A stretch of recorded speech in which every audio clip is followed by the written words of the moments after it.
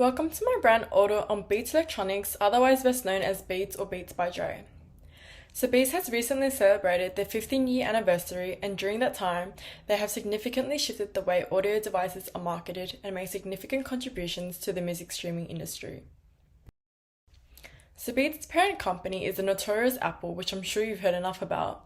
But in August 2014, Apple announced the acquisition of Beats for over $3 billion, making it Apple's largest acquisition to date. These two corporate cultures are pretty similar, if not nearly identical, because like Apple, Beats is known for combining great design and technology to create quality and innovative products. So Apple has acquired over 100 companies with an approximate value of $8 billion, some being Authentic, Shazam, Next, and Annabit. So to put it simply, their acquisitions are all similar in a way where they're all tech-related firms.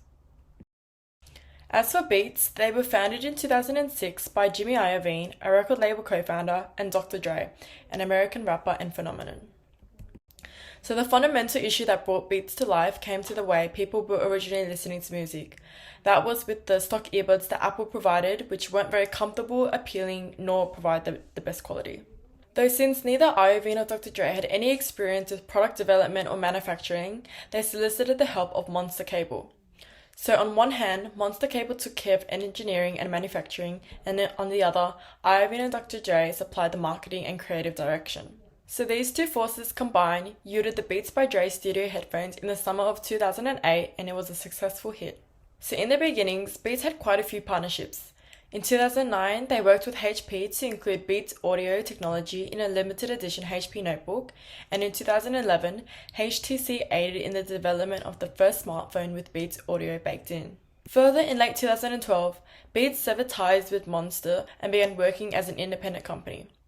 Also around this time, they made one of their first acquisitions of a music streaming service called MOG or MOG. So a couple of years later, it became Beats Music, which had somewhat competitive advantage of the time because it featured a colorful, sleek user interface. Following Apple's acquisition of Beats, they leveraged Beats Music technology as their foundation, which eventually became Apple Music, which was released in June 2015. So as for their positioning and target market, since their beginnings, we've seen Beats position themselves as a premium and quality audio brand and have not changed their positionings or target market since. And this has actually been quite a defining and distinctive feature of the brand, which has made them so successful and continue to grow over the years. So with fierce rivalry, Beats has been able to uphold a substantial chunk in the headphones market thanks to their lightning fast marketing and a clever grasp of pop culture. Besides, the leader of the market are AirPods, which is a product of their parent company, so they really make no losses. So as you can see, pre and post AirPods launch, they've still obtained a substantial chunk in the market. So this competition is closely followed by well-established brands JBL and Bose, which will be analysed further during this brand audit. So as the release of the Dr. Dre studio headphones was a successful hit, it occurred to them that a natural brand extension would be to manufacture a wider range of audio devices. And in recent years, we've seen a whole array of new Beats products in new colours and form factors that has been a phenomenal success. So these include on-ear, over-ear, headphones, wireless, wired, and speakers. So as for the brand elements, one of the most distinguishable elements of Beats is its brand personality, which is significantly linked to the hip-hop culture and the creator himself, Dr. Dre. So other distinctive features are simply the brand name and logo itself. So Beats is simply derived from music that comes out of the speakers and resonates the brand itself, that is, all about the music. As for the logo, it's pretty simple. The B is enclosed in a circle followed by the brand name. However, if you look closer, the circle actually represents a human's head and the B letter form represents the brand's headphones. This gives the brand a personal element, allowing a customer to envision themselves in the brand's headphones. So for brand associations, these were obtained through a primary data with over 16 respondents. So these were some of the associations that came to mind for people when they thought of Beats. So I guess the most notable and common association was stylish, trendy, innovative, and Dr. Dre. However, we do have some negative associations of expensive, basic, and overpriced as well. So as mentioned, Beats positioned themselves as a premium quality audio brand with aim to provide a superior end-to-end music experience. So at basic, points of parity include the mechanism that gives sound out, the comfort and functionality of it. And in recent years, noise cancelling has become the norm for audio devices, so it's an obvious point of parity for this market. So their points of differences include their unique feature and design, where they've successfully positioned themselves more of a fashion statement than just another tech alternative. Another advantage was just to simply put the prefix by Dr. Dre on the brand name, and by leveraging a renowned music producer who's strongly embedded in the hip-hop culture, was so successful that customers didn't need to be told how good the headphones were because the trust was already created. So as for Beats' target market, they come from all walks of life, and it's not so much about features anymore, it's all about the benefits and feelings.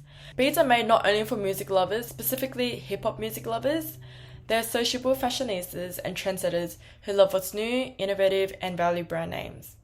So they tend to follow celebs and musicians and rather spend their money on a distinctive and unique good that brings them class and a role in society to be perceived as somewhat cool. So for their existing campaigns, it's famous for their celebrity endorsement.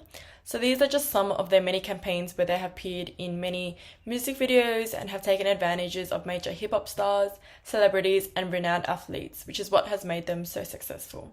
So in 2012, Beats also invested heavily in marketing during the Summer Olympics in London, with special themed headphones being customized for the athletes.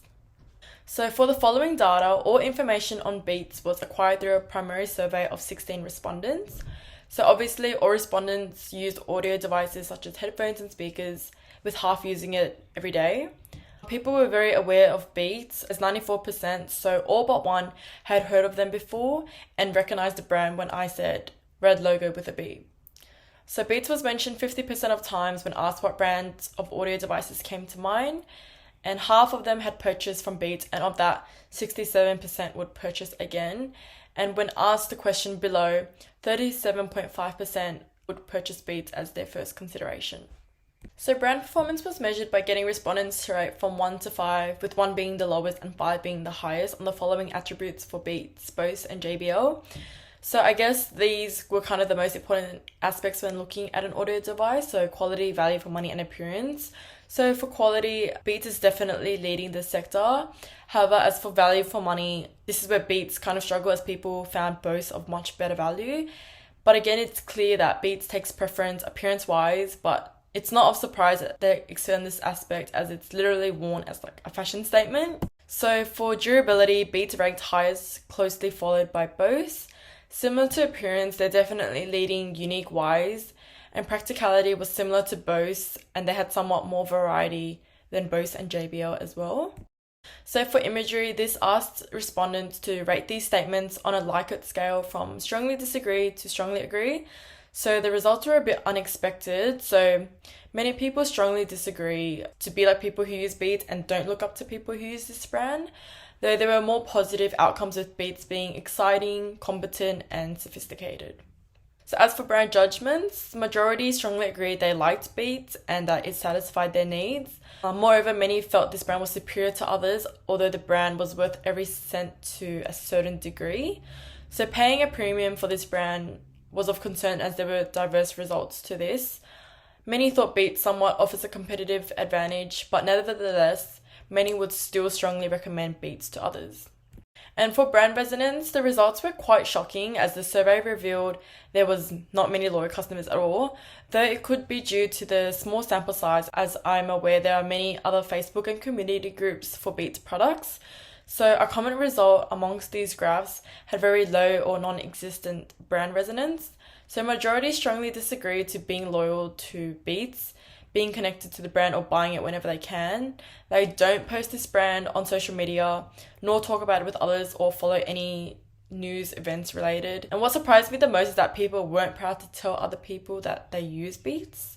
So as a result of the brand audit, in the 15 years of Beats' existence, the logo has become one of the most instantly recognizable in the world, and Dr. Dre and Ivan have established a brand all about musical integrity and creating products that can connect users with auditory art at current and into the future.